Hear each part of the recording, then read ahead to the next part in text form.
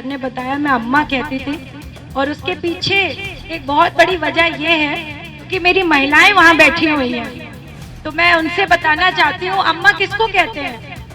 अम्मा कि मैं नेताजी की बहू बाद में हूँ, पहले मैं मीडिया वालों की बेटी हूँ।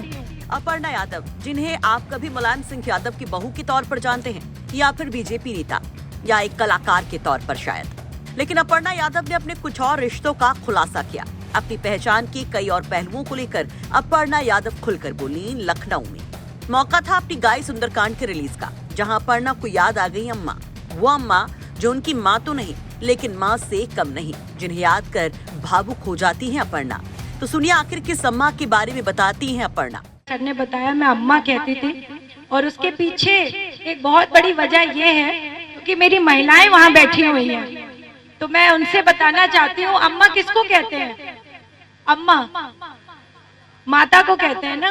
तो उनके एक कहते हैं ना कि गुरु में एम्बॉडीमेंट होता है, माँ का, पिता का। आप हमेशा एक एम्बॉडीमेंट के तहत देखते हैं कि मतलब how you place your Guru in your life.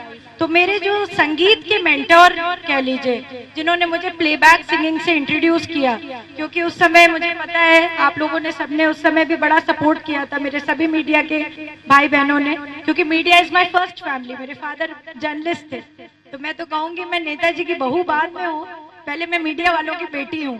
तो मैं बार बार यही कहूंगी कि उस समय उन्होंने मुझे इंट्रोड्यूस किया कि कैसे गाना चाहते हैं, मुर्कियां कैसे होती हैं, गाने की स्टाइल कैसे होती है, जब आपको धुन पकड़ना होता है तो कैसे गाया जाता है। एंड उन्होंने मेरा एक टेस्ट देखा। एक कहते हैं ना हर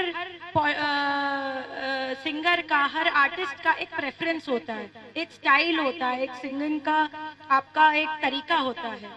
तो मैं समझती हूँ जॉनर में उन्होंने कहा कि बेटा तुम्हारी आवाज जो है वो भजन के लिए बहुत अच्छी है, मतलब इट्स वेरी सूटेबल बिकॉज तुम्हारे अंदर से ये आवाज है। तो उन्होंने कहा कि हाँ तुम गाने तो भाई गा सकते हो, गाना सुर पे आवाज जिसकी हो तो वो कोई भी गाना गा सकता है, पर एक होता है प्रेफरेंस। तो उन्होंने मुझे कहा कि लेट्स रिकॉर्ड सुंदरकांड।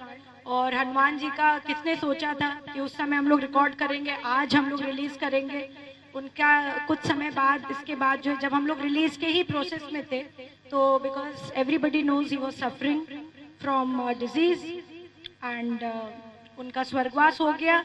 उस समय की बात है, तब से लेकर के आज तक मैं बॉम्बे ही नहीं गई हूँ।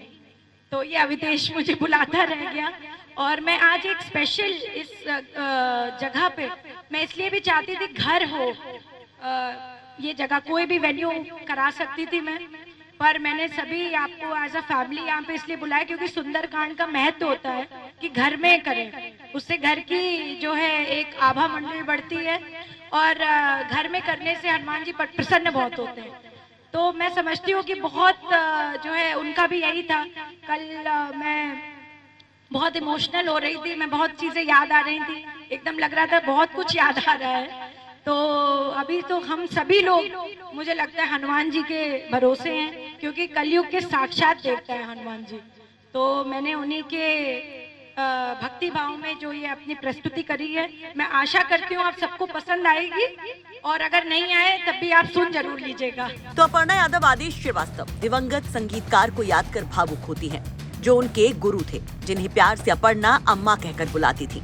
वहीं अपर्णा खुद को मीडिया की बेटी भी बता जाती हैं। कहती हैं कि वो नेताजी की बहू तो बाद में बनी, पहले वो मीडिया की बेटी हैं। खुद की गाय सुंदरकांड के लॉन्चिंग पर अपर्णा यादव ने जो बातें कही, उस पर आप क्या कहेंगे? अपनी राय कमेंट बॉक्स में जरूर रखिए। लखनऊ से आशीष श्रीवास्तव की रिपोर्ट, यूपी तक।